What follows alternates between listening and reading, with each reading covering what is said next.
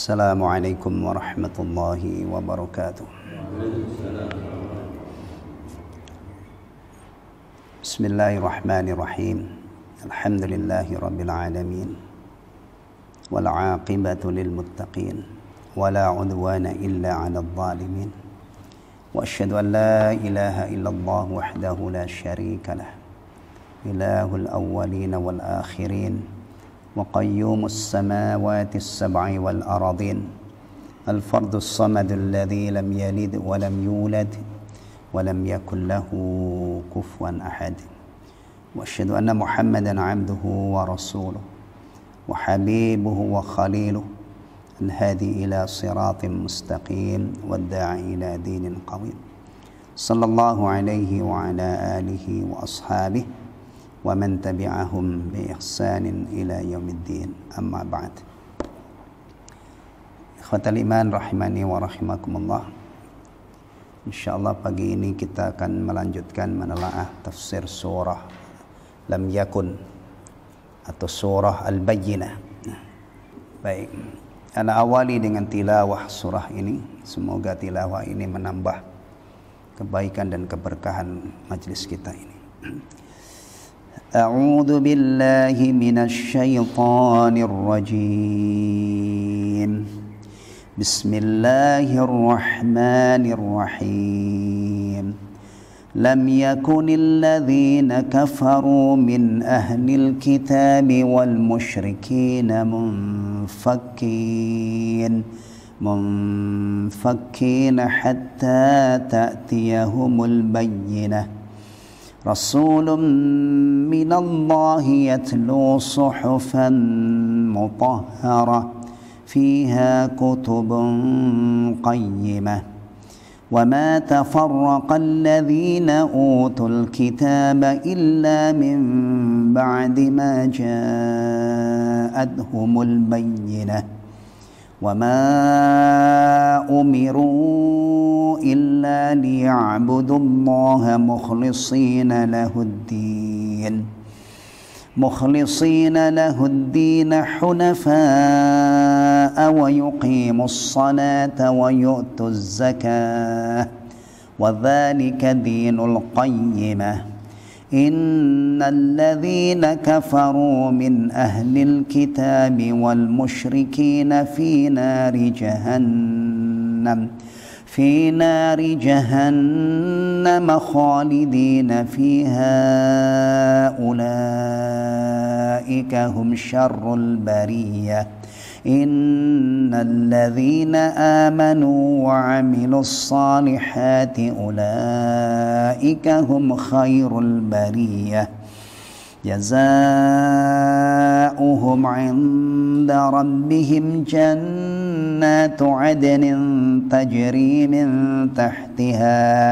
تجري من تحتها الأنهار خالدين فيها أبدا رضي الله عنهم ورضوا عنه ذلك لمن خشي ربه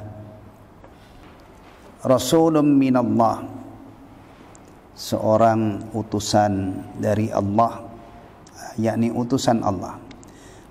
Ay arsalahullahu, Allah mengutusnya, yad'un nasa ilal haqq, yang mengajak manusia kepada kebenaran.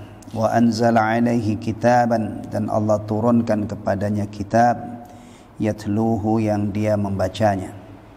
Liyu'alliman nasal hikmah, untuk mengajarkan hikmah kepada manusia, wa yuzakkihim, dan mensucikan mereka, wa yukhrijuhum minadh-dhulumati ilan nur, dan mengeluarkan mereka dari aneka ragam kegelapan menuju cahaya.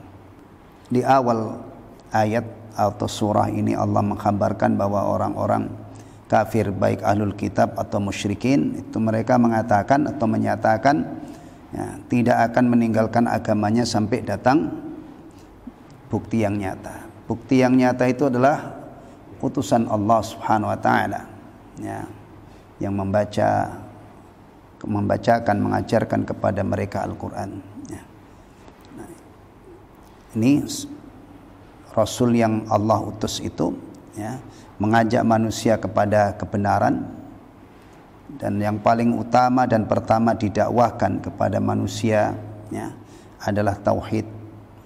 Ayuhan nas qulu la ilaha illallah tuflihu.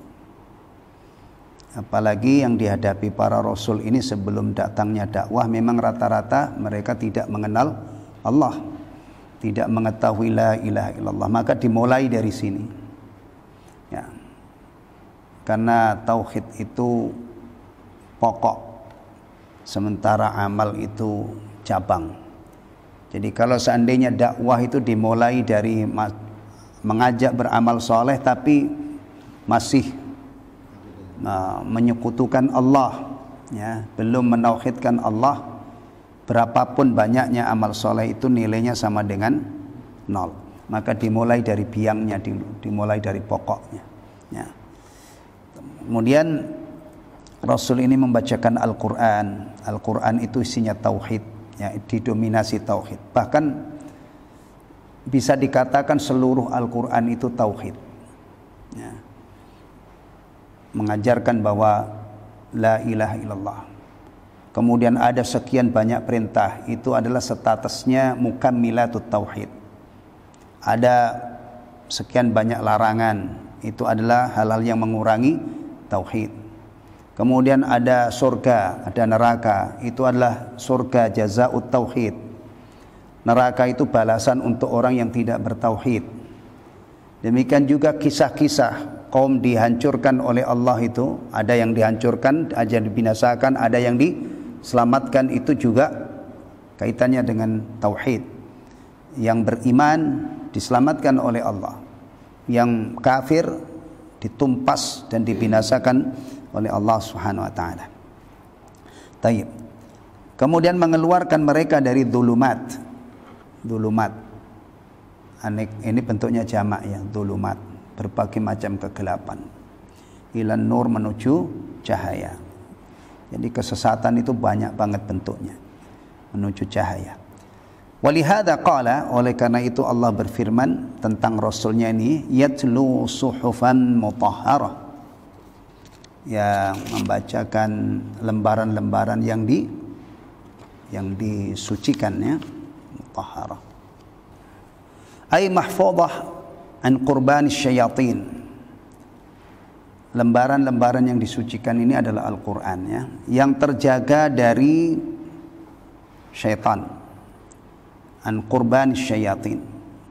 Lembaran-lembaran ini dijaga oleh Allah, an qurban syayatin, dari didekati oleh syaitan. Jadi tidak bisa didekati oleh syaitan ya. La yamassuha illal mutahharun. Tidak ada yang menyentuhnya kecuali yang disucikan. Li'annaha fi a'la ma yakunu minal kalam.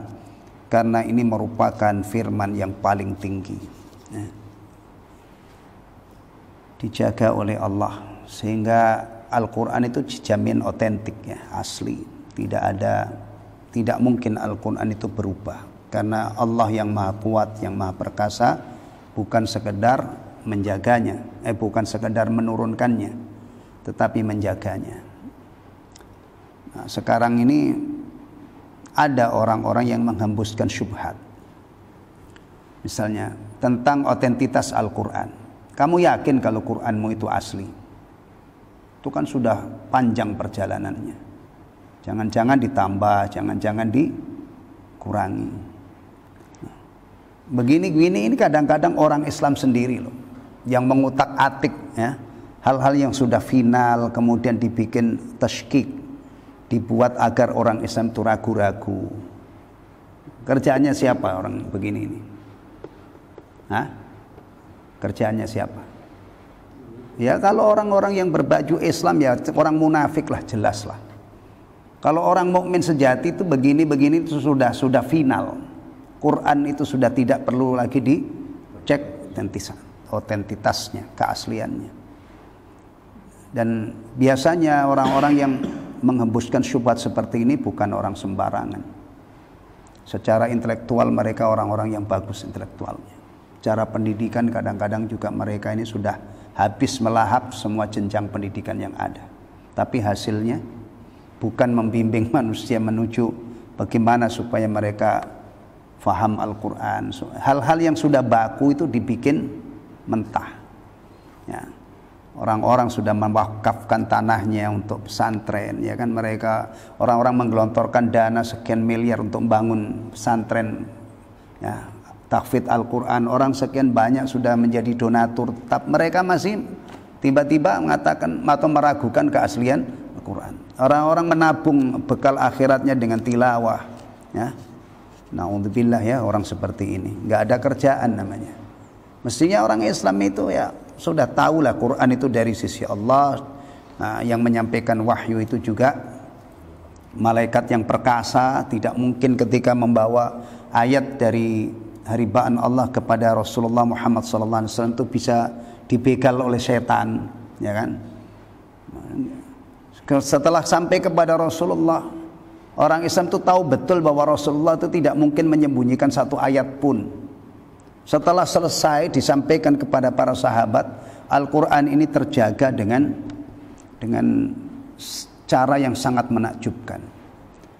Diwariskan dari generasi ke generasi secara mutawatir. Kemudian Allah juga memberi garansi, inna nahnu nazzalna dzikra wa inna lahu lahafidhun. Sesungguhnya kami yang menurunkan Al-Quran dan kami pasti menjaganya sampai hari ini. Kalau orang itu sudah hafal Quran, kita berharap mudah-mudahan faham, ya, dan diterapkan. Nah, jadi membawa keberkahan untuk wilayah ini dan wilayah-wilayah yang lain, insya Allah. Ya. Mudah dihafal. Ya. Ini cara Allah Subhanahu Wa Taala menjaga Al-Quran. Ya. Kira-kira kalau ada orang salah dalam membaca Al-Fatihah, apakah tidak ada orang yang bisa membenarkan? Atau lupa misalnya ada ayat tertentu yang terlewat gitu, kemudian semuanya diem dan semua mengakui bahwa bacaannya itu benar? Gak mungkin. Ada orang yang mengontrol, ada orang yang mengingatkan, ada orang yang meluruskannya. Atau hatta kalau misalnya gitu ya, nggak ada yang tahu kalau bacaannya itu salah, kan ada mushaf, bisa dicek. Nah, benar atau salah. Ya, jadi bagi kita sekali lagi Quran itu sudah final, bahwa Quran itulah kalamullah, diturunkan oleh Allah Subhanahu Wa Taala kepada Rasulullah Muhammad SAW melalui wasitah perantara malaikat Jibril alaihissalam, dan sampai hari ini otentik. Kalau ada kesalahan pasti cepat atau lambat, dan umumnya itu cepat, pasti bisa diketahui. Ya. Yatlu suhufan mutahharah,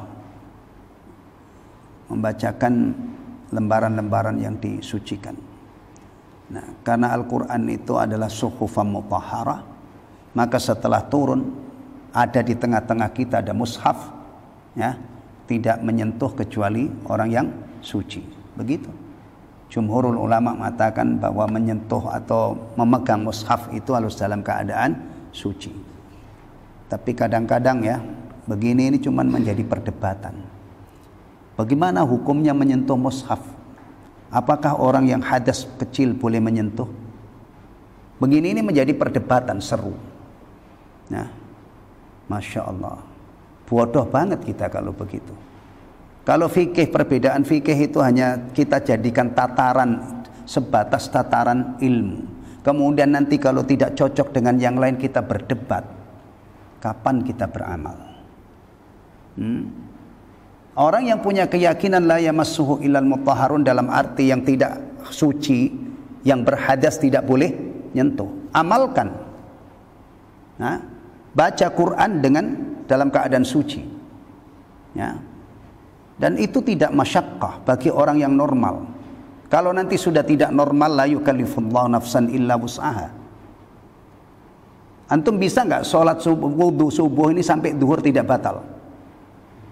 Alhamdulillah saya masih sering bisa. Kecuali dalam kondisi dingin itu sering buang air kecil. Tapi kalau kondisi normal, suhu normal itu, kadang-kadang wudu subuh ini bisa sampai duhur. Artinya kalau cuma sejam 2 jam kita tilawah Quran, wudu kemudian sejam 2 jam kita tidak batal, atau bahkan bisa 4 jam 5 jam tidak batal, itu tidak ada masyaqqah. Nah, ini tolong agama itu jangan hanya jadi perdebatan. Beramallah sesuai dengan. Kalau berdebatan itu habis kita. Kayak kemarin itu, nah, Idul Adha dalam satu negara, bahkan dalam satu kecamatan gitu, nah, itu bisa beda. Coba kalau berdebat, puasa Arafahnya ada Jumat, puasanya Arafah ada Sabtu, berdebat, yang Jumat mendebat yang Sabtu mendebat Jumat. Gila nggak itu? Gila, bener-bener gila. Mestinya itu kalau sudah begini ini sesuai dengan keyakinan masing-masing, kemudian sama-sama berdoa kepada Allah mudah-mudahan. Nah, kapan kita belajar berbuat baik kepada sesama muslim? Ambil saja hikmahnya. Begini ini melatih kesabaran kita, melatih kelapangan dada kita. Yang Senin, yang Senin nggak ada ya kemarin ya. Nyembelih korban yang Senin ada. Tapi ini sebuah peristiwa yang persoalannya itu bukan orang per orang. Ya. Akan timbul jamaah ada jamaah yang Id hari Jumat, Sabtu ya. Ada jamaah yang Id hari. Ini kalau begini nih bertengkar, Masya Allah. Padahal hari raya itu sepakat, hari raya itu hari gembira. Hari raya, 2 hari raya itu anugerah Allah. Sampai hari ini pun kadang-kadang yang merupakan anugerah yang seharusnya minimal dalam satu negara itu bisa Id bareng, ya kan? Nah, bergembira bersama, bersyukur bersama, itu kadang-kadang tidak bisa.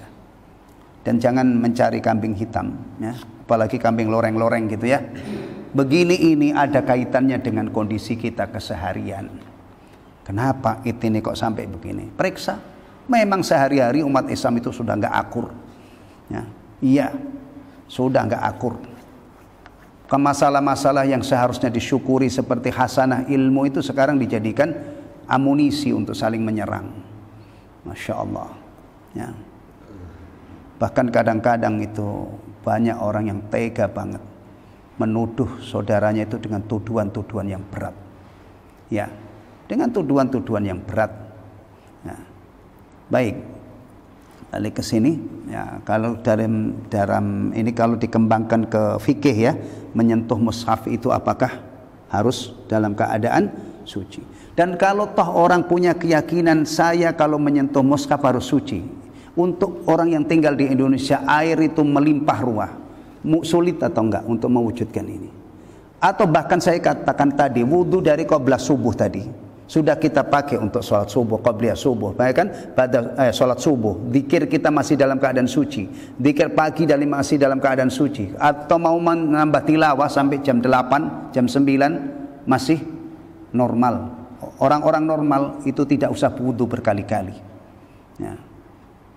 Sementara yang lain misalnya kalau dia punya pendapat menyentuh mushaf ini tidak ini, tapi karena kitab Al-Quran itu adalah kitab yang mulia, terlepas apakah harus atau tidak sampai harus, mestinya umat Islam itu sepakat bahwa yang bagus baca Quran itu dalam keadaan suci, terlepas apakah harus atau tidak harus, kita cari jalan keluarnya. Karena bersuci itu juga akan menimbulkan dampak yang positif kepada kejiwaan, bukan hanya sekedar fisik. Taib. Walihada qala anha, ayat berikutnya, oleh karena itu qala Syekh Abdul Rahman As-Sa'di rahimahullah, walihada qala anha, oleh karena itu Allah berfirman tentangnya, tentang suhuf mutahharah tadi, fiha, di dalamnya, ay fitilka suhuf, dalam lembaran-lembaran itu, kutubun qayyimah, ajaran yang lurus ya. Kita cocokkan di sini. Ya. Ya. Di dalamnya terdapat, yakni dalam lembaran-lembaran itu, kutubun qayyimah, kitab-kitab yang lurus. Ya. Ay akhbar sadiqah. Di dalamnya itu ada berita-berita yang benar. Maka ya, kalau kita membaca Al-Quran kemudian mendapatkan berita apapun, bahkan hal-hal yang luar biasa, karena berita di dalam Al-Quran itu ada hal-hal yang luar biasa, menceritakan atau menggambarkan tentang mukjizat, itu kan pasti luar biasa kan. Apapun isi berita dalam Al-Quran itu adalah akhbar sadiqah, berita yang benar, baik itu masa lampau atau di saat itu belum terjadi saat turunnya ayat, tapi beberapa waktu kemudian terjadi, atau yang memang belum terjadi sampai sekarang. Perkara-perkara akhirat itu kan semua masih nanti kan. Nah, yang jelas dalam Al-Quran, dalam suhuf mutahharah itu ada akhbar shadiqah, berita-berita yang benar. Nah, kalau berita itu benar, kewajiban kita apa? Membenarkan, meyakini kebenarannya. Jangan sampai berita di dalam Al-Quran itu benar tapi kita meragukan, apalagi mendustakan. Dan orang yang meragukan, yang mendustakan itu jauh lebih banyak daripada yang beriman. Jadi ini bukan masalah sepele, ya. Kita itu kadang-kadang hanya menjadi orang-orang yang mengekor gitu loh, ngikut orang banyak. Orang banyak di dunia ini itu dari jenis orang-orang yang tidak mempercayai, tidak beriman kepada Al-Quran. Tidak beriman kepada Al-Quran berarti turunannya tidak percaya isi Al-Quran. Sementara kita harus meyakini bahwa Al-Quran itu kitabullah, seluruh isinya benar. Semua akhbar, semua informasi, semua berita itu benar. Karena kalau sampai kita meragukan apalagi mendustakan, itu yang tertuduh siapa?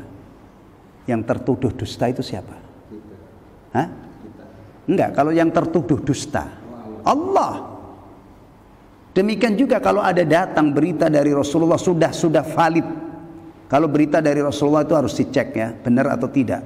Karena sudah ada orang yang berbohong atas nama Nabi. Kalau sudah terbukti, kemudian orang Islam itu menolak berita itu, berarti yang tertuduh bohong itu siapa? Rasul. Kalau orang Islam menuduh Allah itu bohong atau menuduh Rasulullah berbohong, ya kiamat, udah ambruk agama ini. Ambruk. Nah, makanya kalau kita bicara tentang, dulu sudah selesai kita kaji kitab tauhid yang mengupas tentang syahadah la ilaha illallah wa syahadah Muhammadur Rasulullah. Nah, saya ingatkan penjabaran tentang makna asyhadu anna Muhammadar Rasulullah. Itu yang pertama adalah tasdiquhu fima akhbar. Membenarkan apa saja yang diberitakan oleh Rasul. Ta'atuhu fima amar, menaati perintahnya. Nah, kemudian ijtinabu ma naha anhu wa zajar, menjauhi apa yang beliau larang. Kemudian alla ya'budallah illa bima syara', kita tidak beribadah kepada Allah kecuali dengan syariat yang beliau ajarkan. Coba kalau hubungan seorang muslim yang telah bersyahadah la ilaha illallah Muhammadur Rasulullah dimaknai dengan ini, subhanallah, betapa kuatnya hubungan dia dengan Rasul sallallahu alaihi wasallam. Ya kan? Membenarkan berita itu nanti kaitannya dengan akidah. Ya. Kemudian menaati perintah-perintahnya, menjauhi larangannya, tidak beribadah kecuali dengan apa yang beliau syariatkan atau dengan syariat yang beliau ajarkan. Kan kuat banget. Tapi sekarang itu lebih kepada peringatan. Nih sebentar lagi Sabtu depan itu tanggal 1 Hijriah, pasti heboh peringatan hijrah. Nanti berikutnya Muharram, Safar, Rabiul Awal dan seterusnya. Hanya untaian dzikroyat, memorial, nginget-nginget. Allahu Akbar. Berawal aslinya orang Islam itu hubungannya dengan Rasul luar biasa kuatnya. Pakai sandal terhubung dengan Rasul, buang air besar, kecil terkait dengan Rasul. Tinggal berubah seremonial, peringatan.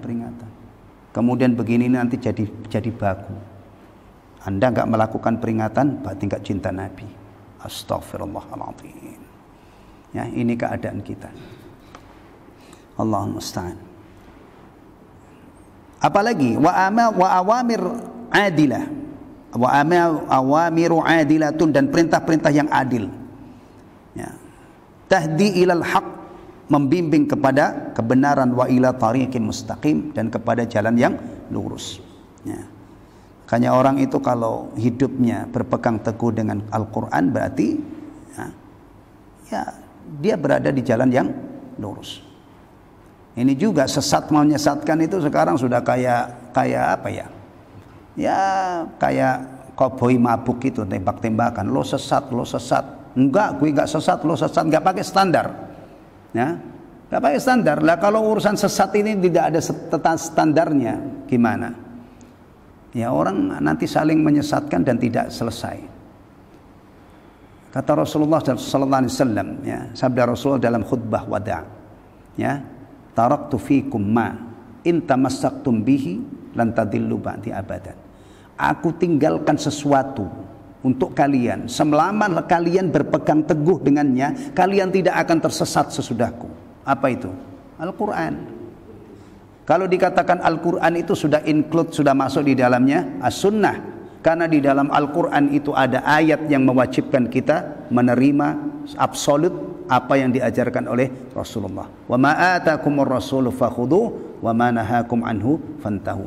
Jadi kalau seandainya kita katakan berpegang teguh dengan Al-Quran, itu otomatis sudah berpegang teguh dengan sunnah, karena di antara ayat Al-Quran itu memerintahkan untuk taat kepada Rasul, memerintahkan untuk menerima apa yang diajarkan Rasul sallallahu alaihi wasallam. Taib.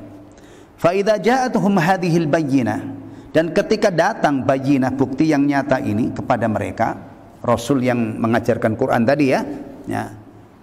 Kalau dirunut sih asalnya begini, Rasul yang menerima Al-Quran dari Allah, kemudian diajarkan kepada manusia. Ketika al-bayyinah, bukti yang nyata ini sudah datang, antum kaitkan dengan awal surah. Orang-orang kafir, baik ahlul kitab maupun musyrik, mengatakan tidak akan meninggalkan agamanya sampai datang bukti yang nyata. Atau dengan kata lain yang lebih sederhana, nanti kalau bukti yang nyata itu sudah datang, saya akan tinggalkan agama saya.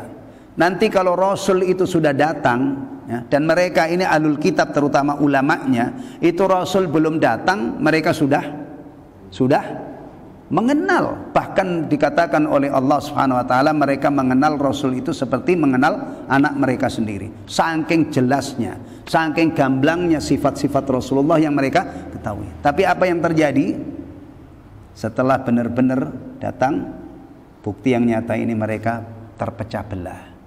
Ada yang beriman, ada yang tidak beriman.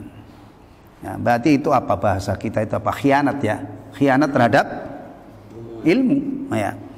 Fa idza ja'atuhum hadhil bayyinah, maka apabila datang kepada mereka bukti yang nyata ini, fa hina idin, maka ketika itu yatabayyanu talibul haqqi mimman laisa lahu maqsadun fi talabihi, maka akan jelaslah siapa orang yang mencari kebenaran dan orang yang tidak punya niat untuk mencari kebenaran.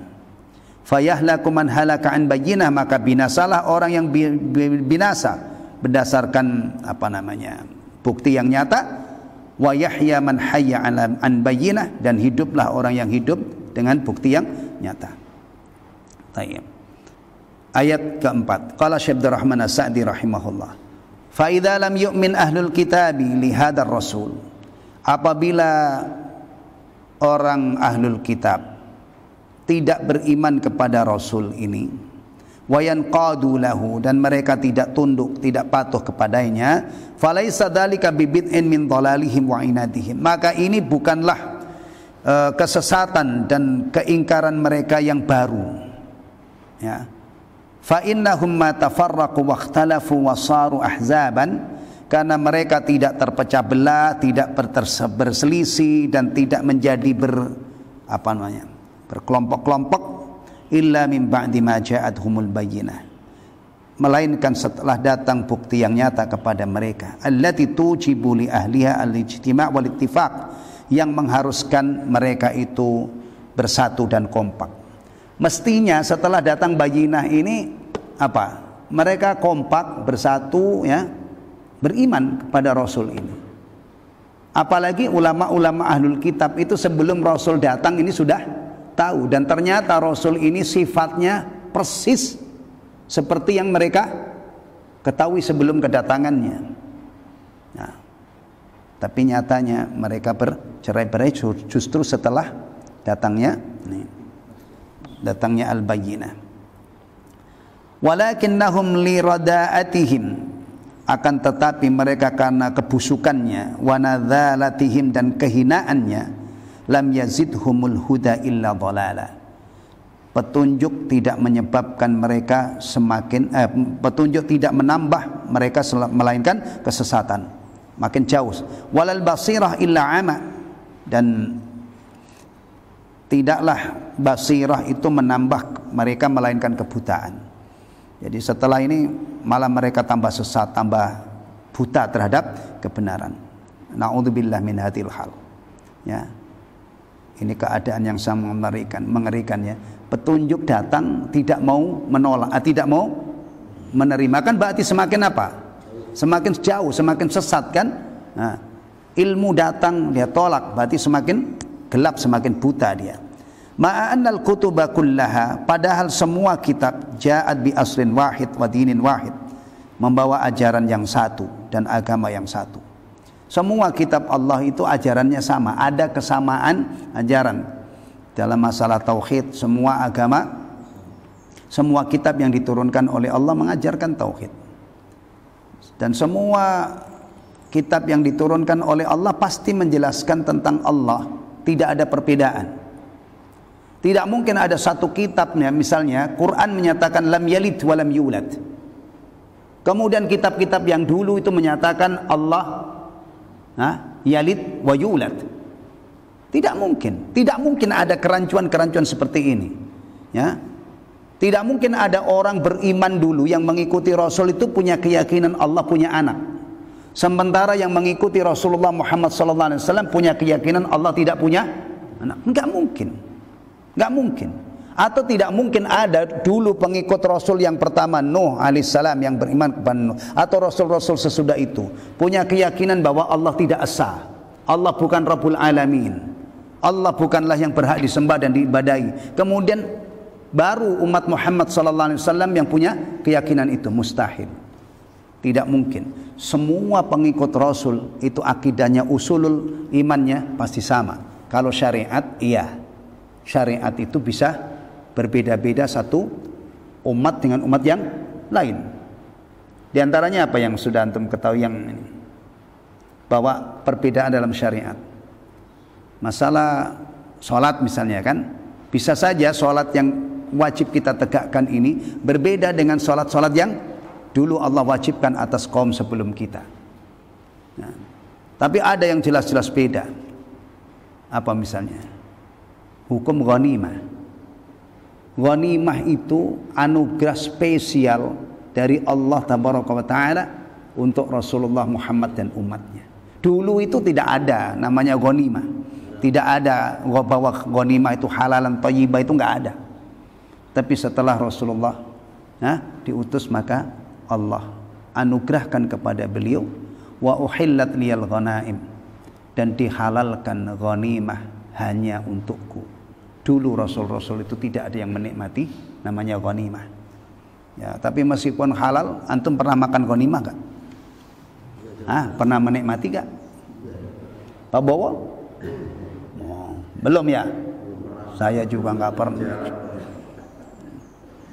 Orang ghanimah itu subhanallah, harta luar biasa melalui jalur yang luar biasa. Jihad, perang. Nah, kalau sekarang untuk perang bisa, nggak bisa. Perang itu harus ada imam. Kata Syekh Ibnu Utsaimin rahimahullah ketika menjelaskan masalah ini, masya Allah, memang ada pemimpin dunia yang sekarang mikirin agama. Loh, jihad itu berawal dari pemimpin negara yang peduli dengan agama. Nah, kalau sekarang udah nggak peduli, ada jihad dari mana? Maka jihad itu diwajibkan oleh Allah tapi tidak memenuhi syarat. Ya, berarti antum sekarang tidak bisa masuki pintu ini. Ya, tapi alhamdulillah, bukan berarti kalau tidak ada jihad kita nganggur. Ya kan? Kebaikan-kebaikan selain jihad itu banyak. Ya. Di antara kebaikan yang paling menjanjikan fadilah, ganjaran yang luar biasa adalah apa? Memakmurkan masjid. Jadilah orang yang hatinya itu nyantol di masjid. Hari ini itu unggulan, termasuk amalan unggulan. Kalau hari ini orang sudah tidak kenal masjid, wallahu taala alam, apa yang ada pada hidupnya saya enggak tahu. Tapi kalau orang itu masih rajin ke masjid, saya berhusnudzan, saya berbaik sangka, orang ini benar-benar serius beragamanya. Dan dari situ mudah-mudahan dapat fadail ya, fadilah yang luar biasa banyaknya. Baik. Fama umiru fi sa'ir sya'ara'i, maka mereka tidak diperintah. Ayat kelima, qala Syekh Abdul Rahman As-Sa'di rahimahullah, wa jazahullahu khairan 'anil Islam wal muslimin wa nafa'anallahu bi ulumihi fid dharain amin. Fama umiru fi sa'ir syara'i, padahal mereka dalam semua syariat tidak diperintah illa an ya'budu, kecuali untuk beribadah, ya, untuk menyembah Allah mukhlishina lahuddin. Wa ma umiru illa liya'budullaha mukhlishina lahuddin, ay qasidina bi jami'i ibadatihim adh-dhahirah wal batinah wajhallah wa talaba zulfa lidaihi, mengikhlaskan ketaatannya hanya kepada Allah, menunjukkan semua ibadah yang lahir maupun batin. Nah, nih perhatikan, ada ibadah itu zahirah, ada batinah, ibadah lahir maupun batin. Ini mengingatkan kita kepada anwa'ul ibadah. Anwa'ul ibadah itu ada ibadah maliyah, ibadah yang pelaksanaan itu menggunakan modal harta. Ada ibadah qauliyah, ibadah yang bentuknya itu ucapan-ucapan. Ada ibadah badaniyah, ibadah yang harus menggerakkan badan sesuai dengan ketentuan syariat. Dan sholat itu mengakumulasi itu. Ada ibadah badaniyah, kita harus berdiri, menghadap kiblat, rukuk, sujud, kan ini kan. Ada ibadah qauliyah, di dalam sholat ada qauliyah. Bahkan ada yang rukun, ya, seperti apa misalnya yang kita yakin rukun, Fatihah, ya kan, baca surah Al-Fatihah, tahiyat, ya. Ada ibadah qalbiyah. Nah, ini biasanya ulama-ulama kalau menjelaskan itu lebih ditekankan kepada ibadah qalbiyah, karena umumnya manusia, umumnya kaum muslimin itu lengah di sisi ini. Ada nggak kira-kira orang Islam yang tidak tahu sholat itu ibadah? Nggak ada. Kalau di Bekasi, kalau ada kebangetan banget kan, nggak pernah buka pintu, nggak pernah buka telinganya kan gitu. Taib. Nah, tapi kalau masalah ibadah qalbiyah seperti mahabbah, cinta, khauf, roja, ya, kemudian inabah, apalagi misalnya tawakal, ini kan semua ibadah qalbiyah. Maka yang dibuat contoh, yang dikupas itu biasanya ini karena memang sisi inilah yang masih, dan itulah hebatnya ulama.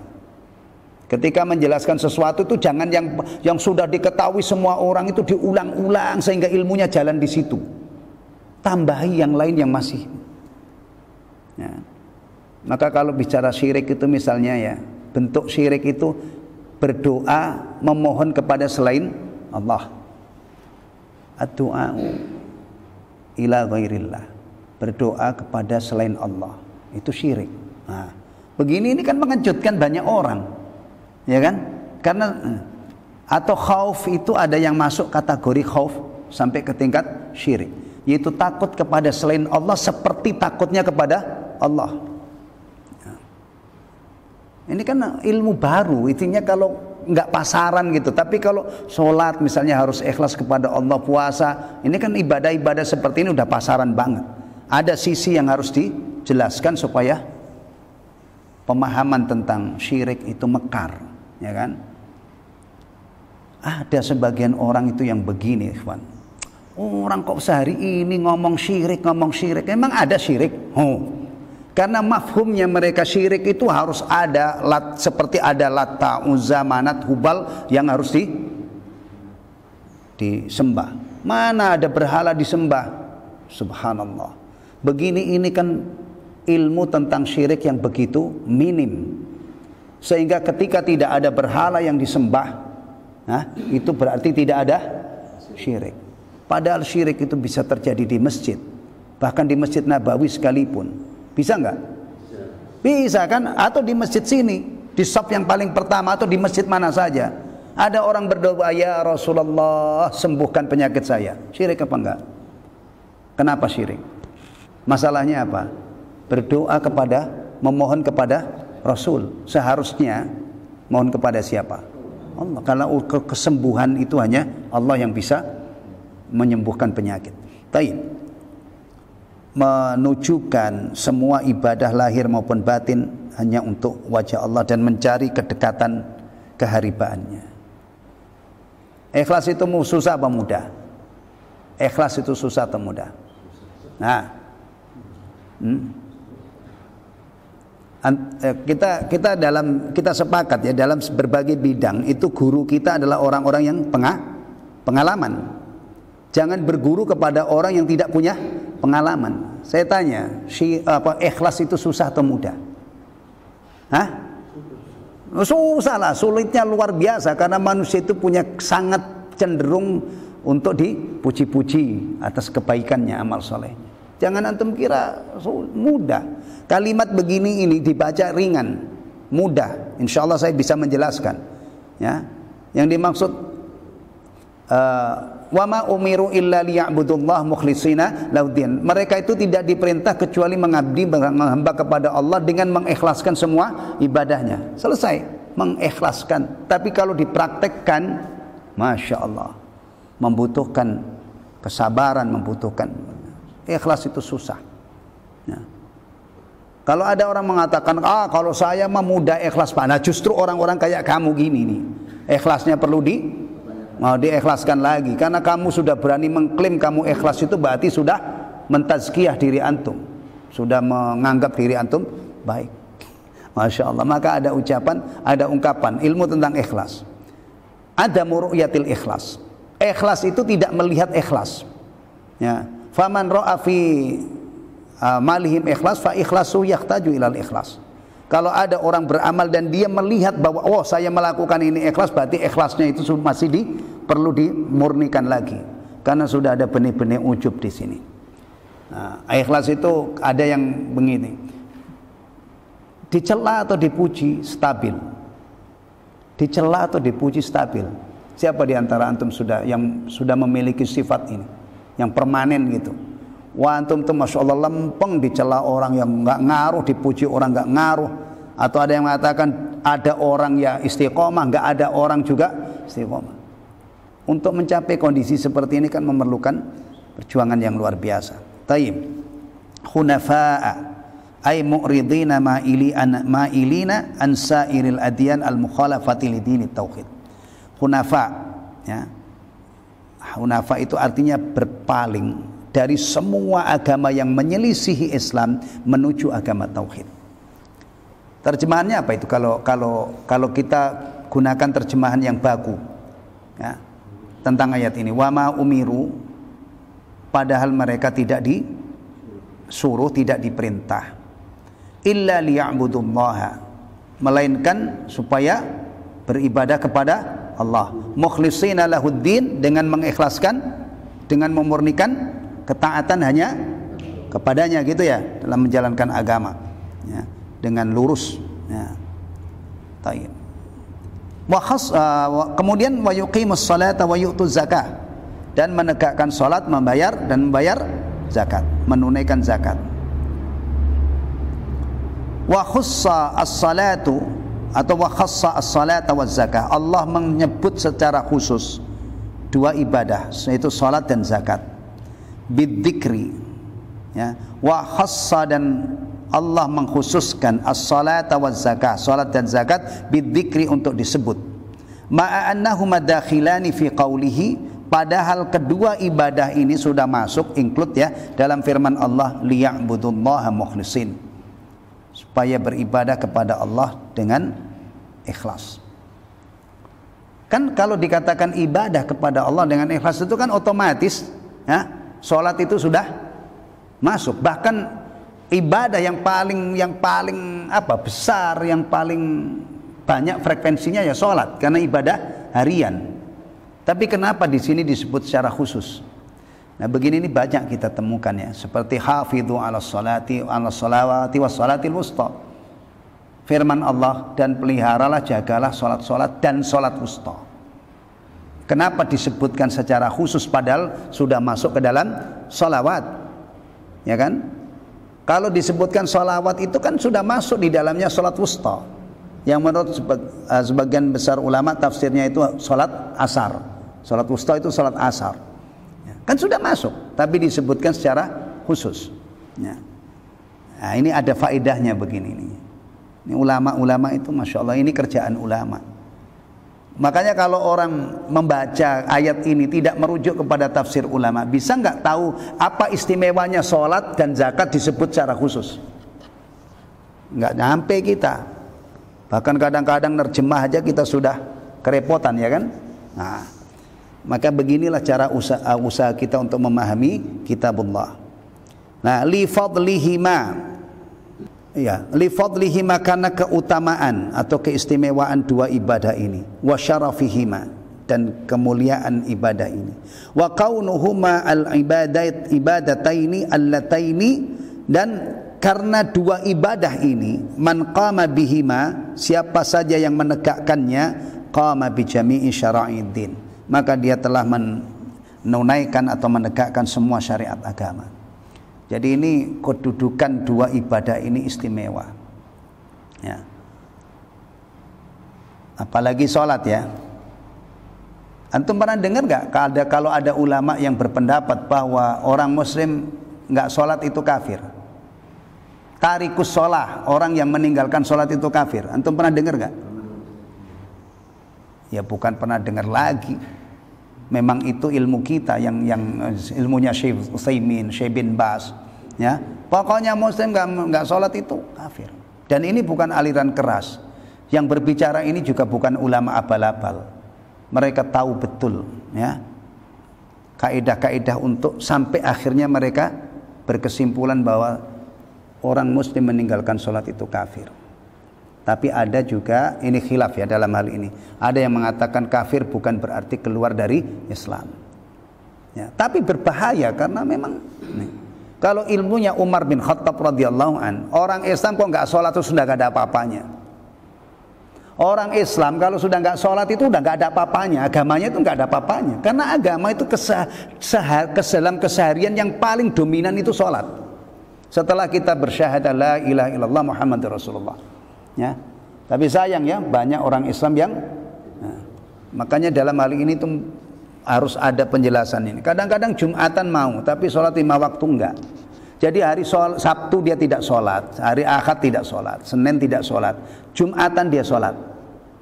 Karena menurut dia biasanya begini, kenapa Jumatan itu dibela-belain? Karena Jumatan itu seminggu sekali. Kalau saya nggak sholat seminggu sekali itu parah. Tapi kalau sehari-hari nggak sholat nggak apa-apa, yang penting nanti Jumat. Kadang-kadang begitu. Yang lebih parah lagi, setahun sekali sholat Id, 2 kali berarti Idul Fitr dengan Idul Adha.